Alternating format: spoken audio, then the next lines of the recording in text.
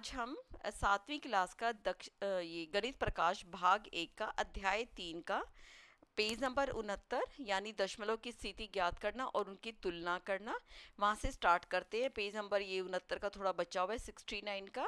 Page number 70 यानी 70 करेंगे और 71 का कुछ पोर्शन देखते हैं जितना हमारा हो सके। ज़्यादा लंबी वीडियो में आप भी दुखी हो जाते होगे, सुनते हुए बोर हो जाते होगे और मैं भी पढ़ाते हुए थक जाती। स्टार्ट करते हैं। हमारा अब दशमलव में आ चुके हैं हम। दशांश, शतांश और सह शतरांश सब चीज सीख चुके हैं, यानी टेंथ, हंड्रेड और थाउजेंड सीख चुके हैं। अब हम आगे दशमलव की स्थिति यानी डेसिमल के बारे में सीखेंगे। क्या कह रहा है, आइए दशमलव संख्या 1.4 यानी 1.4 पर विचार करें। ठीक है, यह एक इकाई और 4 दशांश के समान। आपको पता है जो दशमलव यानी पॉइंट के बाद जो पहली संख्या होती है ये हमारी होती है दशांश, और इंग्लिश में कहेंगे टेंथ। ठीक है, 4 दशांश के समान होती है। इसका अर्थ ये है कि 1 और 2 के बीच की इकाई को 10 समान भागों में विभाजित किया गया है। हम 1.4 की बात कर रहे हैं, यानी 1 और 2। ठीक है, इसको हमने 10 बराबर हिस्सों में बांट दिया है। पूरी इकाई हमारी 1 है और उसको 10 बराबर हिस्सों में बांट दिया है तथा इनमें से 4 भाग ले लिए जाते हैं। यहाँ से लेके 1, 2, 3, 4 यहाँ तक हमारा 1.4 है। अतः 1 और 2 के बीच में 1.4 स्थित है, यह हमें पता चल गया। एक संख्या रेखा खींचिए तथा 1 और 2 के बीच की इकाई को 10 समान भागों में विभाजित कीजिए। इनमें से चौथा भाग लीजिए और इस प्रकार हम संख्या रेखा 1.4 को प्राप्त करते हैं। ठीक है, और वैसे भी हम देख सकते हैं 1.4 क्या बनेगा। ये देखो 2 से छोटा है और 1 से बड़ा है, तो 1 और 2 के बीच में ही आना है। अब हम आगे करते हैं। संख्या रेखा 1 और 1.1 के बीच के सभी विभाजित भागों के नाम लिखिए। इसमें आपको एक ट्रिक सीखनी पड़ेगी। देखो, इसमें ये हमें क्या देख रहा है, ये इकाई में है और ये दशांश में है ना। क्योंकि आप इकाई और दशांश को आप ठीक से तुलना नहीं कर पाओगे, तो बेटर होगा हम भी क्यों ना इसको दशांश में बदले। दशांश में कैसे बदलेंगे, हम दशमलव के बाद जीरो लगा सकते हैं आखिर में। हमने दशमलव लगाया, उसके बाद जीरो लगा दिया। अब हम आसानी से देख पा रहे हैं कि 1.0 और 1.1 को फिर 10 भागों में बांट दिया, यानी ये पहले ही दशांश में है, टेंथ में है। इसके हमने फिर दोबारा 10 टुकड़े करे, यानी यहाँ से देखो 1.1 में से यहाँ से कितना अंतर आ रहा है। ठीक है, 1.0 में 1 का अंतर आ रहा है, यहाँ से लेके यहाँ तक। इसको हमने फिर 10 भागों में बांट दिया, तो इसका क्या मतलब है, आपका कितना चेंज होगा। अब आपको पता है कि नीचे 10 है, इसको हटाने के लिए हमारा हो जाएगा ये जो दशमलव है, यानी इसको बदलो तो 1/10 और ये वाला 10 हो जाएगा, यानी 1/100। 1/100 का मतलब है 0.01।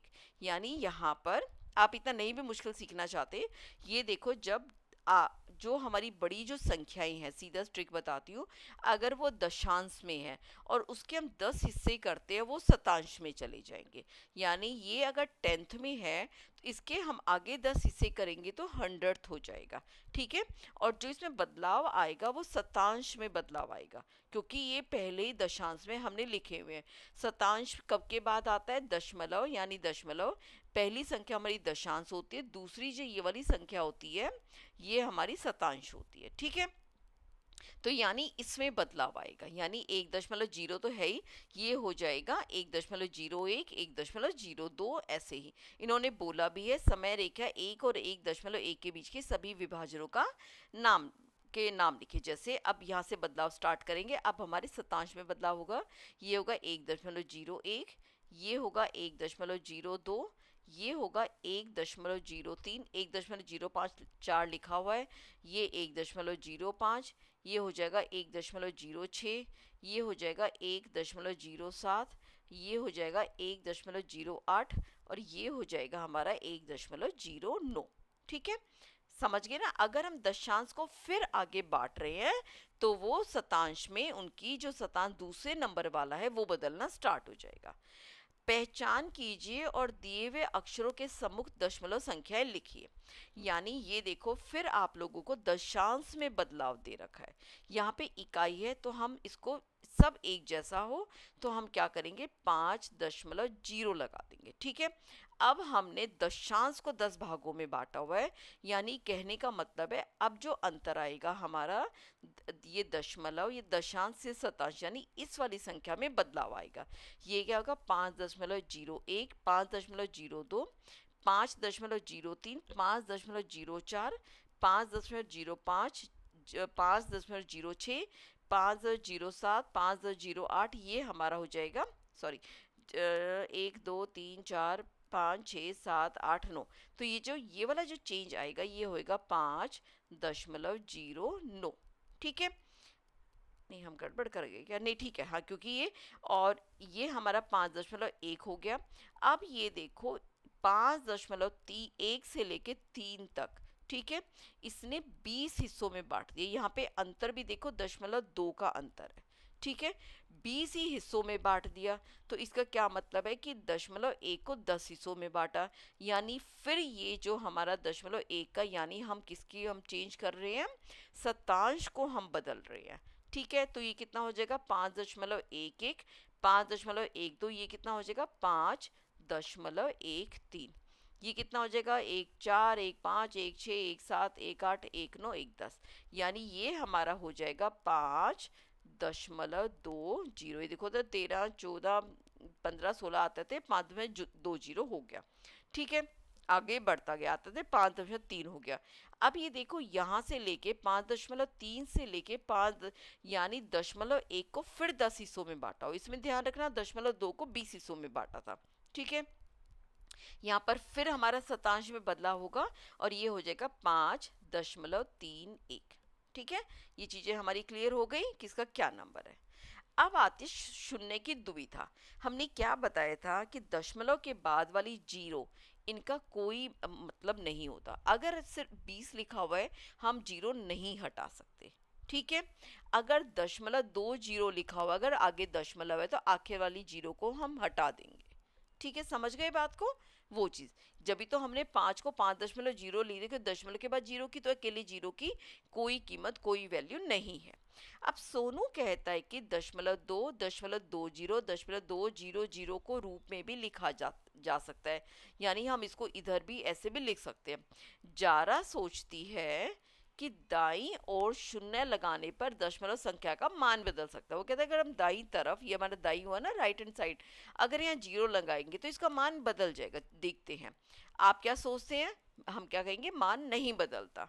हम स्थानीय मानों का उपयोग करते हुए इन संख्याओं द्वारा निरूपित राशि को एक दृष्टि डालकर इस प्रश्न का उत्तर देखते हैं। अब ये देखो यहाँ पर 0.2 है, यानी दशांश का इकाई सब में जीरो है। ठीक है, यहाँ पर 0.2 के बाद यानी दशांश 2 है हमारा। इसमें क्या है, 2 दशांश है, 0 शतांश, यानी 2 दशांश 0 शतांश। इसमें 0.200 यानी दशांश हमारा 2 है, शतांश 0 है और 6 शतांश भी 0 है। अब 0.02, इस चीज में ध्यान देना, यहाँ पर जो दशांश 0 है, इसमें आ गया ना, हाँ, इकाई 0 हो गया, दशांश हमारा 0 है और शतांश हमारा 2 है। अब 0.002 को देखो, इसमें देखो दशांश 0 है, शतांश 0 है, सह शतांश हमारा दशांश 0, शतांश 0, सह शतांश हमारा 2 है। ठीक है, इसमें अब आगे क्या बताते हैं, सबका स्थानीय मान आपको समझ आ गया होगा। हम देख सकते हैं 0.2, 0.20, 0.200 सभी समान है, क्योंकि इसके बाद की जो हमारी है इनकी कोई वैल्यू नहीं है, क्योंकि ये एक ही राशि को निरूपित कर रहे हैं जो कि दशांश 2 है, यानी 0.2 है। परंतु 0.2, 0.2 और 0.00.2 भिन्न है, क्योंकि यहाँ पर दशांश 2 है, यहाँ पर शतांश 2 है और यहाँ सह शतांश 2 है। तो ये वाली जो तीनों संख्याएं हैं ये अलग है। ये तीनों संख्याएं एक जैसी है, ये तीनों अलग है, क्योंकि इनमें सब में शतांश 0 है। क्या आप बता सकते हो उपरोक्त में से कौन सी संख्या सबसे छोटी है और कौन सी सबसे बड़ी है। याद रखना, हम जब बाएं की तरफ जाते हैं, जब हम बाएं की तरफ बढ़ते हैं तो हमारी संख्या बढ़ती है, और जब हम दाएं की तरफ जाते हैं हमारी संख्या घटती है। तो इन सब में आप देख के बता सकते हो कि जो सबसे दो जो इधर है ये हमारी सबसे छोटी संख्या है, और जो सबसे इधर है वो हमारी संख्या सबसे बड़ी है। चाहे इसको लिख लो, इसको लिख लो, हम सबसे छोटी इसको ही लिखेंगे। छोटी का मतलब संख्या बड़ी है लेकिन लिखेंगे इसको। ठीक है, तो यहाँ पे हम क्या लिखेंगे, सबसे छोटी संख्या कौन सी है हमारी, ये वाली।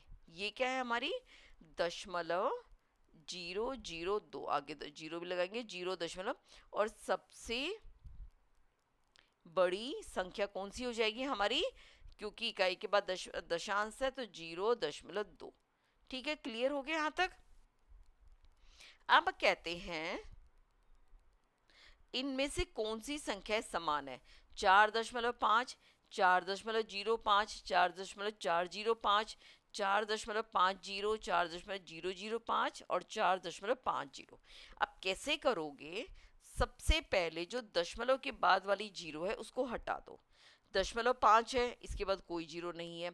0.05, इसके पीछे 5 आ रहा है जो जीरो को बचा रहा है, तो हम इसको नहीं हटा सकते। इसमें 0.405 है, इस जीरो के बाद फिर 5 इस 4 को बचा रहा है जो उसके लिए बाउंड्री खड़ी कर रहा है। इसमें क्या है, 4.50। अब जीरो के बाद कोई संख्या नहीं है तो इस संख्या को हम हटा सकते हैं। ठीक है, अब ये संख्या क्या रह गई, 4.5।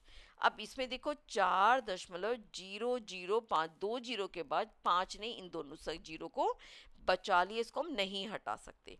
अब इसमें क्या है, वही 4.50, यानी इस दशमलव के बाद ये जीरो को बचाने वाला कोई नहीं है, इसको हटा सकते हैं। और अगर इकाई दहाई से पहले इधर कोई जीरो है, हम इसको भी हटा सकते हैं।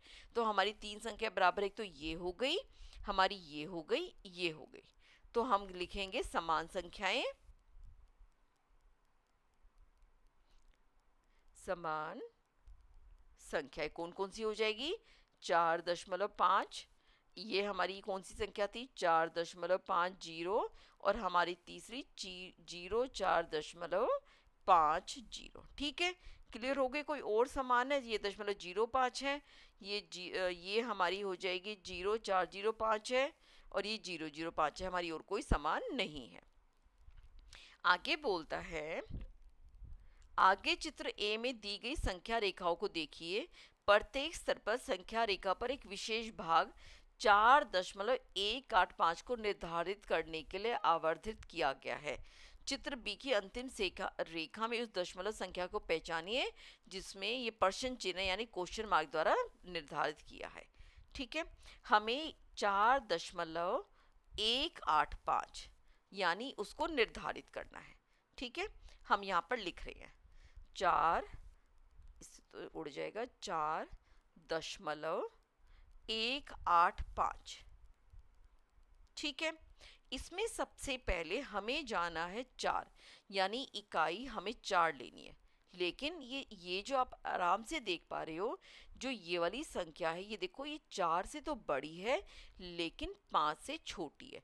तो जो हमारी ये वाली संख्या जो आएगी, हम क्या करेंगे, क्योंकि ये इकाई की हम बात करें तो इकाई हम लिख लेंगे 0 से 10, और हमने 10 हिस्सों में बांट दिया। ये हमारा 1 हो गया, 2 हो गया, 3 हो गए, 4 हो गए, ये 5 हो गया। देखो बच्चों, ये 4 है और ये हमारी इकाई 5 है, तो कहीं ना कहीं जो हमारी संख्या आएगी वो आएगी ये वाली, 4 से बड़ी बट लेकिन 5 से छोटी।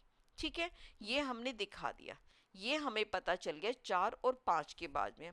अब हम आगे दशांश में, जो है हमारा 0.1, लेकिन 0.1 से कुछ ज़्यादा है, यानी जो 4.1 है, ये हमने 4.18 तक हम जाते हैं, तो हमने ये पाई है ये 4.1 से तो बड़ा है लेकिन 4.2 से छोटा है। ठीक है, तो हमने पहले 4 और 5, यानी इस 4 को हमने फिर 10 हिस्सों में, हमें ये एग्जैक्ट बताना है कहाँ पर है, 4 और 5 को हमने फिर 10 हिस्सों में बांट दिया। लेकिन अब ये जो बटे हुए ये हमारे दशांश, यानी ये 4.0 बन गया, ये 5.0 बन गया, यानी अब हम दशांश को बांट रहे हैं। ये क्या हो गया, 4.1 और ये हो जाएगा 4.2। लेकिन हमने पाया ये जो संख्या है 4.185 है, ये 4.1 और 4.2 के बीच में है। अभी हमें एग्जैक्ट नहीं पता कहाँ पर है, तो हमने क्या किया, 4.1 और 4.2 के बीच में हमने इसको दिखा दिया। अब हम फिर जाते हैं, हमने अब इसके बीच की हमें एग्जैक्ट जगह निकालनी है, तो ये 4.1 हमने यहाँ ले आए और 4.2 हमने यहाँ पर ले आए। ठीक है, अब इसको फिर 10 हिस्सों में बांट दिया, यानी दशांश को आप 10 हिस्सों में बांट रहे हैं, तो किस में जा रहे हैं, अब ये शतांश में जा रही हैं। ठीक है, हमारी जो संख्या है वो क्या थी, 4.1 और उसके बीच में थी, हमारी थी 4.185। यानी अब हमें जानना है 4.185 है, ये हमारी शतांश में देखे तो 4.18 से तो बड़ी है, लेकिन 4.19 अगर यह 9 होता उससे छोटी है। ठीक है, तो हम 4.18 से पहुंचते हैं, ए चार, एक एक 2 3 4 5 6 7 8, यानी जो ये वाली लाइन है हमारी 4.18 है और ये जो लाइन है हमारी 4.19 है। ठीक है, यानी हमारी इन दोनों के बीच में कहीं ये संख्या 5 आ रही है। इसको हमने फिर से शतरांश में बांट दिया, यानी 4.18 के यहाँ पर लिखा और 4.19 को यहाँ लिखा। ठीक है, इनके बीच में अब ये किस पर आ गए, अगर हम सह शतरांश बनाने लगे तो आसानी के लिए हम पीछे 0 लगा सकते ताकि हमें बदलना आसान हो जाए। ये क्या हो जाएगा, 4.181, 4.182, 4.183, 4.184। अब सह शतरांश में हम अपनी संख्या को बदल रहे, 4.185 जो हमें चाहिए था वो मिल गया। अब आपने देखा किस तरह पहले हमने इकाई को ढूंढा और इकाई में कहाँ पर जा रही है ये संख्या, इकाई के बाद हमने दशांश को ढूंढा कि कितने दशांशों के बीच में जा रही है, फिर हमने दशांश के बाद शतांश में ढूंढा कितने शतांशों के बीच में जा रही है, फिर हमने सह शतांश को ढूंढ के हमने उसको बिल्कुल सही सटीक यानी एग्जैक्ट हमने नाप दिया है। ठीक है, ये वीडियो समझना है थोड़ा सा कॉम्प्लिकेट है, तो आप इसको रिपीट करके देख सकते हैं। ठीक है, थोड़ा सा इसका लेवल हाई है बट कोई बात नहीं, हम सीख जाएंगे। इसमें हमें खुद ही मार्क करना है भाई ये क्या संख्या है। अब आप देखो हम धीरे धीरे मार्क करना सीखेंगे। ये हम ये देख रहे हैं ये हमारी इकाई है, यानी ये 1 है, ये 2 है, ये 3 है, ये 4 है, यानी जो हमारी संख्या है वो 3 के बाद यानी 3 दशमलव के बाद कुछ संख्या है, क्या है हमें नहीं पता। हमने 3 और इसको हमने बांट दिया, यानी ये 3 हम यहाँ ले आए, ये 4 हम यहाँ ले आए। ठीक है, अब हम आसानी से देख पा रहे हैं हमने एक इकाई को 10 हिस्सों में बांटा, यानी हम दशांश की बात करें, ये दशांश और ये दशांश, यानी ये जो संख्या 3.01 और ये 3.1, यानी 3.0 और 3.1 के बीच में है, यानी ये जो संख्या है हमारी 3.0 से बड़ी है और 3.1 से छोटी है। ठीक है, तो इसका मतलब यहाँ 0 आएगा, क्योंकि इससे बड़ी है हम एक तो लिख नहीं सकते, अगर एक लिख दे तो बड़ी संख्या बन जाएगी, तो यानी 3.0 और 3.1 के बीच में आ रही है। तो जब भी हमें मार्क करना होता है हमें छोटे वाली को लिखना होता है। ठीक है, जैसे इसमें हमने 3 छोटे वाली को लिखा था। ठीक है, यहाँ पे हम 3.0 छोटे वाली को लिखेंगे। ठीक है, यहाँ तक मुझे लगता है आपको समझ आ गया। अब हम क्या करेंगे एग्जैक्ट तो हमें नहीं पता चला, हमें ये पता चला 3.0 और 3.1 के बीच में, यानी हमने इसको और भी हमने भागों में बांट दिया। 3.0 हम यहाँ ले आए और 3.1 को हम यहाँ ले आए, यानी हमने इसको फिर भाग में बांटा, तो हम किस में जा रहे हैं, शतांश में जा रहे हैं, हंड्रेड्थ में जा रहे हैं, और हमने पाया 3.01, 3.03, 0 2 3 4। ठीक है, तो ये 1 2 3 4 सॉरी जी 3 ये हमारा हो जाएगा 0 1, 3.02, ये हो जाएगा 3.03, ये हो जाएगा 3.04 और ये हो जाएगा 3.05, ये 6, ये 7, ये 8, ये 9, ये 10, यानी जो हमारी संख्या 3.05 और 6 के बीच में आ रही है ना। ये देखो 3.05 से बड़ी है, 3.06 से छोटी है। हमने क्या बोला था, हम छोटे वाली संख्या को लिखेंगे। यानी अब ये जो आएगा 3.05 तक हमें पता चल गया, लेकिन अब भी एग्जैक्ट नहीं पता ये कहाँ पर है। तो हम क्या करेंगे, 3.05 और 3 यानी इस 6 को फिर 10 हिस्सों में बांटेंगे देखने के लिए कहाँ पर जा रहा है। ठीक है, अब यहाँ पर हम देख पा रहे हैं अब हमारा कौन सा हिस्सा बट रहा है, शतांश को भी 10 आगे बांट दिया तो हम सह शतांश पर आ गए। यहाँ 0, यहाँ 0। ठीक है, ये कितना हो जाएगा, 3.051, 0 दूसरा, तीसरा, चौथा, पांचवा, छठा, सातवां, आठवां, नौवां। ये कहाँ पर आ रहा है, बिल्कुल 9वें हिस्से में, 3.059। तो ये वाली जो संख्या है ये हमने दिखाई है। ठीक है, पता चल गया। हमेशा उसको जिसके बीच में है उसको हम बढ़ाते जाएंगे, 10 हिस्सों में लिखते जाएंगे। संख्या कौन सी लिखेंगे, जो जहाँ पे वो लाल निशान है उससे छोटे वाली संख्या हम लिखेंगे। इसको एक बार आप कॉपी में जरूर करके देखना, बाकी ये वाला हिस्सा हम कल करेंगे। तब तक अपना ध्यान रखिए। टेक केयर बच्चों।